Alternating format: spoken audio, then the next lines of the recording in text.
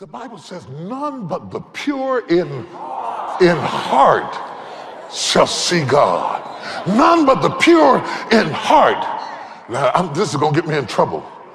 Not pure in life.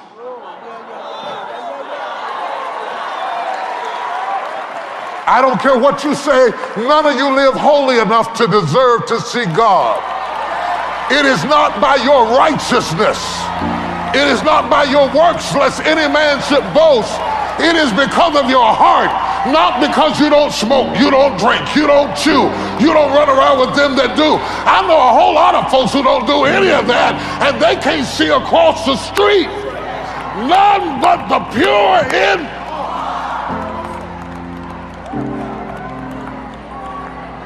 none but the pure in heart shall see God. Ooh, heart affects vision. No wonder you can't see your way clear. No wonder you can't see your way out. No wonder you can't see beyond who left you or who hurt you. Your heart is clogged. And when your heart gets clogged, you have a heart attack. When your heart gets clogged, you have a heart attack. None but the pure in heart shall see God. And that's intimidating too, because I'm not really sure that I'm pure in heart. You're going to have to define that for me, Reverend. What does that mean, Reverend? I don't know. Exactly what does that mean, Reverend, to be pure in heart? You mean just walking around innocent like a newborn baby? What does it mean to be pure in heart before I start shouting? Because some of y'all shouting on credit. You ain't sure God talking to you, but it sounds good, so you just go over, yeah, preach it, Bishop. And somebody 3 rows might say, if you don't sit down with your hateful self, I know you ain't got no pure.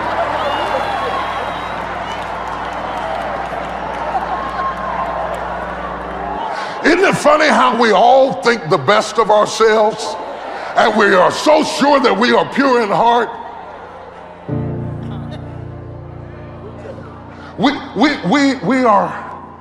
We are so much better at inflicting pain than we are at managing pain. Take a minute. I know you don't do this often, but think about all the people you hurt.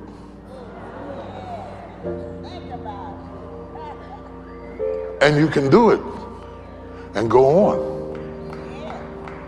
But the people who hurt you, ooh, I lost them, Jesus, on that point. None but the pure in heart shall see God.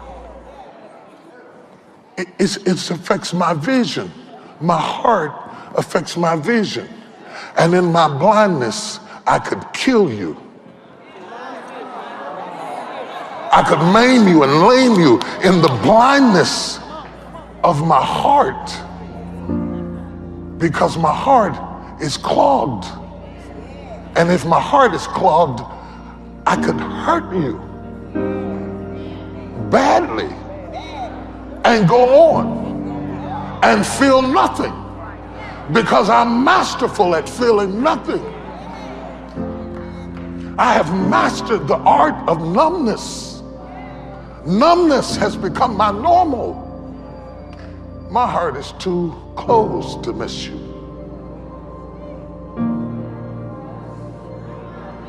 And the Bible says, none but the pure in heart shall see God. I believe the mystery is in the word pure. In the original language, the word pure is the same word that we get catheter from. A catheter to cleanse, to flush your heart.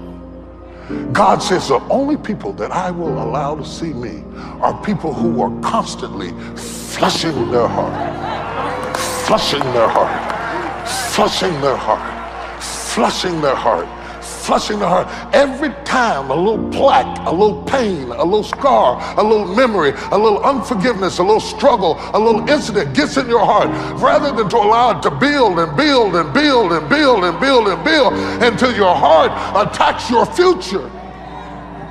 God says, if you keep flushing your heart, I'll keep showing myself to you over and over and over again. I found a man after my heart. Man, I found a man who keeps flushing his heart. Created me a clean heart and renew a right spirit, oh God. That's what David said. Every time he messed up, David messed up with everything you could do wrong. David would get into it, but he would fall out. Against thee only have I sinned, O God. Take not thy spirit away from me. Create in me a clean heart and renew a right spirit. Deliver me from my afflictions. I cried unto the Lord and he heard me. David kept flushing his heart. A catheter, a cathartic moment with God will cause him to reveal himself to you. But you won't get the purity if you're more concerned about protecting your heart than you are flushing your heart. You are so busy being your own watchman over your heart that you have shut yourself up in a prison, and you don't move God and you don't move anybody else either, because you're a mummy. When Jesus said, I come that you might have life and have it more abundantly. Well, what am I supposed to do? What am I supposed to do? I must guard my heart, for out of it flows the issues of life. Guarding is different from blocking. Guarding is different from blocking. He said guard it, not jam it up, not shut it down, not close it off. He said guard your heart. He said I want you to protect it, and one of the ways you guard it is by keeping it open. He said I want you to protect it by keeping it open, because out of it flows, out of it flows, out of it flows, out of it flows. Your heart should be flowing.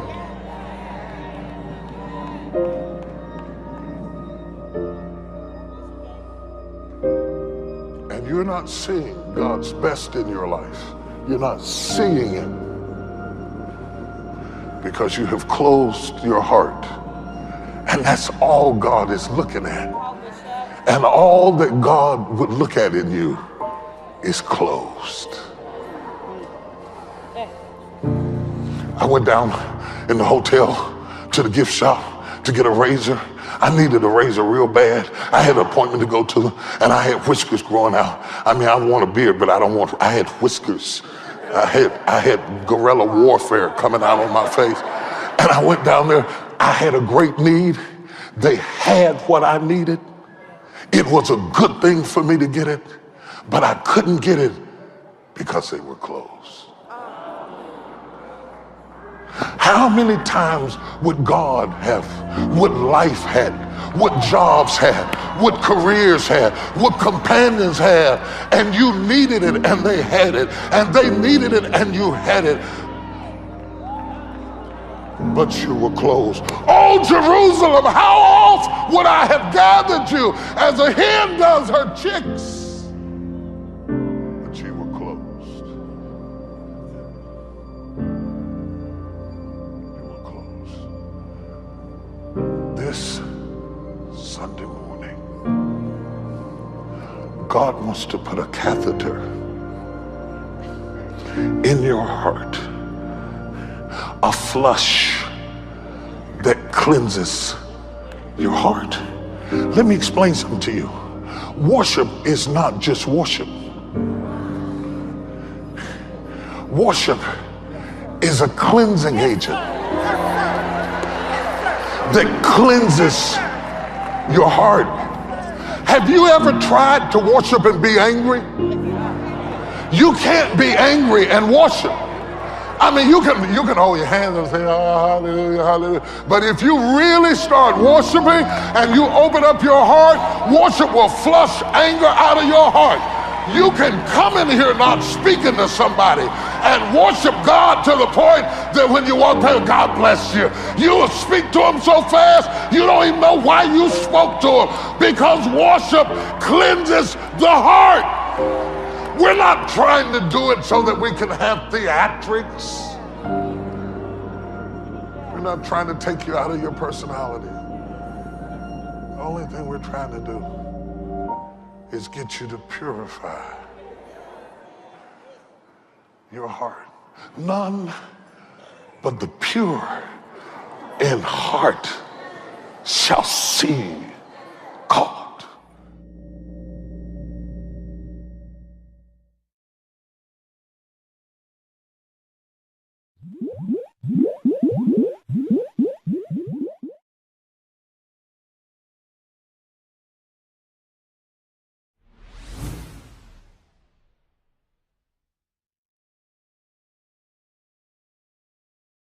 Jesus said, if you're going to follow me, take up your cross. To be like Jesus, to be like, oh, how long?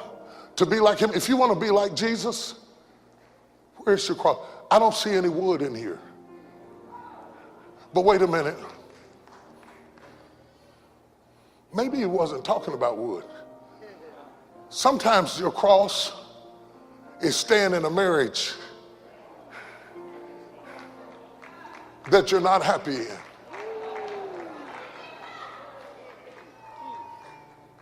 Sometimes your cross is working in a job where you're not even getting the pay that you're due, but because you believe in what you're doing. Sometimes your cross is loving somebody who don't love you back. And you keep giving and giving and giving, and they keep taking and taking and taking. And every time you think about it, you bleed. Whatever makes you bleed is your cross. If you had a child that can't read or can't walk or can't sit up in the bed, and God couldn't trust nobody to love that child but you, and every time you love him and you hurt. Love you, Daddy. Motivation at your fingertips.